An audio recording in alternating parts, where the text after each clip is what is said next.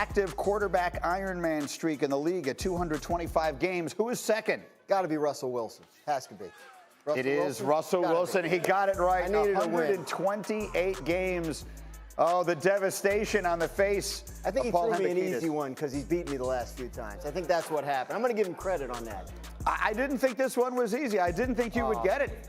I would have thought, because he missed a game either last year or the year before, and then Matt Stafford would have been the answer a year ago. I would have thought someone would have had a streak longer than Wilson has been in the league, but the answer is indeed Russell Wilson. We're talking about quarterbacks. Let's run the hurry up on some other quarterbacks who could be on the move this offseason. Graziano, let's start with Philip Rivers. What's the latest on him? Philip Rivers is going to be a free agent. The Chargers and he have made it clear that marriage is over, so he'll look for a job. And everybody's connecting him with the Indianapolis Colts because of the connection with Frank Reich, who was the offensive coordinator there in San Diego for a time.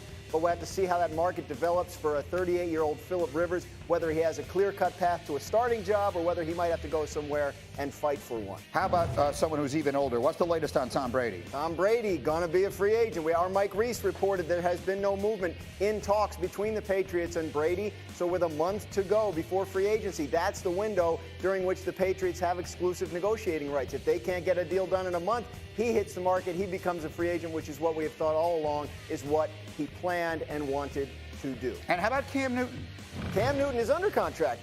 Carolina Panthers have him for one more year if they want him. What they have said privately and what owner David Tepper said last week publicly is that they have to see him healthy first before they make any kind of decision on him. They can move on from him at very low cap cost if they want to, but they don't know what they have in terms of a potential trade asset until they see how healthy he is. Expect some answers next month. All right, and then all of that leads us to the quarterback I feel like we talk about constantly, which is Dak Prescott. The Cowboys, of course, are going to have to make a decision here regarding their quarterback at some point soon. A few weeks ago, sources told our Adam Schefter the Cowboys are likely to wind up using the franchise tag on Dak as contract talks remain at an impasse. And we live in this day to day, so I think we sort of assume everyone understands exactly what that means. If they do wind up offering him the franchise tag, Dan Graziano, what then has to happen? Which is to say, that doesn't necessarily mean that's it, that's done, He signs it, we all move on. There's still a lot of possibilities after that. Right. They have until, if they franchise him, they have until July 15th to work out a long-term deal. If they don't do a deal by that point,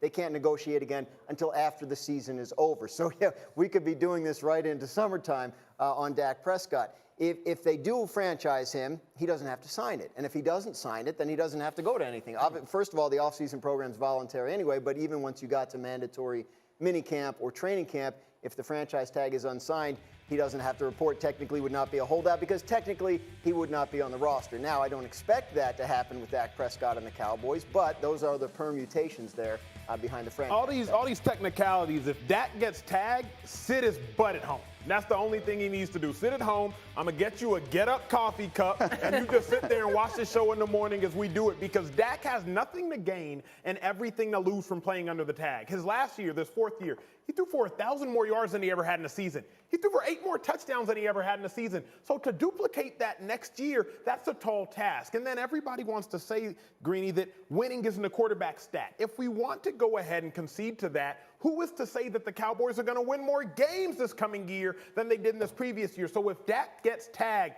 he sure as heck better throw on some sweats and chill. Do not show up. Yeah, and I was going to say, sometimes we overcomplicate things because, to me, quarterback is about winning, and he has 40 wins since 2016. He's tied with Russell Wilson. He's 5 years younger than Russell Wilson. Russell Wilson makes $36 million. This is an easy contract to get done. And again, Dallas made a mistake last year strategically. They signed players they shouldn't have before they signed their quarterback. So the problem they're having right now, they've offered him a contract that they felt would get it done. It didn't. So now they're at this impasse and have been since September. But and you said in your notes that they're getting aggravated. There's some frustration because they thought they'd have it done by now. The Cowboys are. Yeah, and they've got, and again, not frustration to the point of making other plans, but like, all right, let's get this done already. We have other things to do. Amari Cooper has a contract situation they have to address, and they have some other free agents.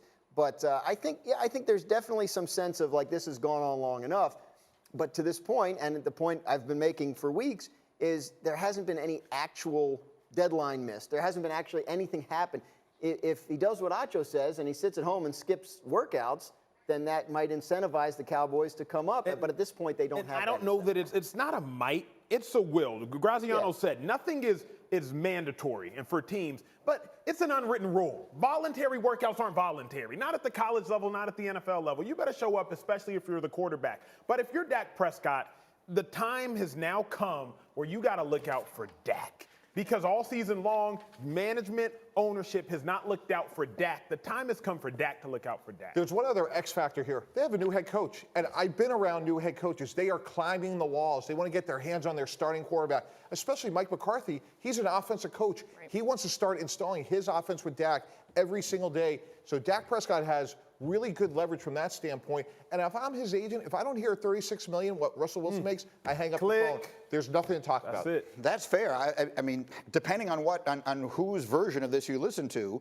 they have a big offer on the table, right? What they consider to be a big offer on the table, and he thinks it's not big enough. But it's not more than Russell Wilson. And if you're the next quarterback in line, you're looking for the next contract in line. Right, we'll see. I have a feeling this is something we're going to continue to be talking about. That's how Dak need to be posted up. Tag him. There's only like 4 of these, though, so we really don't have any. He can come in here and do a couple shows with us if he wants. He'll have a lot of time to do it. Let's talk about the NBA. LeBron and the Lakers, they are in the driver's seat for the #1 seed in the West, but it's come at a small price, and there's more on this here because LeBron has missed only 2 games and is playing nearly 1,800 minutes as he continues to climb the all-time list for him. But including playoffs, LeBron has played over 58,000 minutes, good for the 3rd most all-time. He's behind only Karl Malone and Kareem Abdul-Jabbar on that list and is already the all-time leader for playoff minutes. We welcome in Doris Burke once again, and I'm surrounded by 2 of the people that hate load management the most, so I hate to even bring this up here, but here's the thing about LeBron. He doesn't want to be load managed. He's not sitting out games. How has he changed his style of play, though, to be aware of that in a way and try to protect himself? So his ability to me to process information in real time and then manipulate and bend his game to suit the needs of his team and the needs of a season are maybe the best we've ever seen. And I'm going to give you some numbers for context because we've spent several years, guys, talking about how LeBron James has managed the season on the defensive end. This is merely supposition, but LeBron James is averaging the most passes he ever has since tracking began. He's taking the fewest free throws. His average shot distance is the greatest it's ever been. So this is about multiple things to me. It's about making sure Anthony Davis is comfortable. It's about making sure the players around him are confident and prepared for the postseason. But it's also about managing the long haul of the season. I would suggest to you that he's managing the season on the offensive end to make sure he's in the best position in the playoffs. And look, God bless him if that's what he's doing, because if there's one thing I love, it's that he says, if I'm healthy, I'm going to play. And listen, I mean, as long as the game has been played up until the last 3 years, that was everybody's attitude and mantra. The question I guess I would have for all of those who are suggesting he should be sitting out games is, do you, Doris Burke, believe that if he sits out a game here or there during the season, it will have any impact on what winds up ultimately happening in May or in June?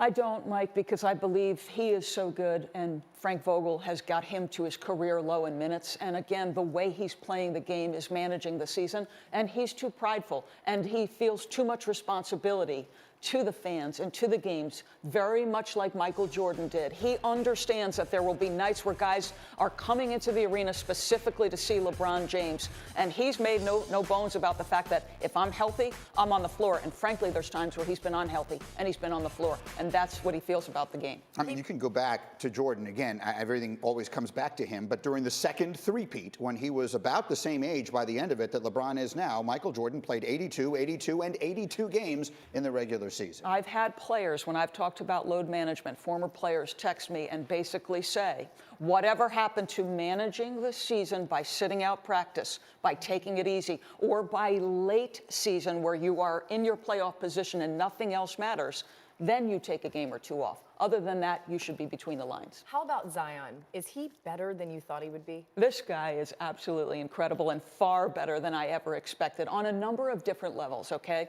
I want to make the comparison to Kawhi Leonard, because when Kawhi came into the game, he was raw. They started with his free throws, they move out to the post, and then they extend his range. For Zion Williamson, he's staying in his lane. The combination of athleticism, speed, he is absolutely incredible in open space, in transition. His game suits perfectly what the organization is trying to do. How about this guy? 79% of the time, he either makes the basket or gets his own rebound. And think about this. The NBA, this is a league built on player development. This is a guy who's nowhere near a finished product. Yeah. Like, how exciting is his future? How do you think the Pelicans should manage him in the second half, his minutes? You like that word, manage. I actually hate it, but As long as he's healthy, I think he needs the repetition, and I think he needs, for his own individual game and for what they're trying to build with Brandon Ingram and Lonzo Ball, play him as many minutes as you think you can without jeopardizing his long-term viability. no more load management here. Okay, 5 years ago, Jameis Winston was the top pick in the NFL draft. His future in Tampa Bay or somewhere else,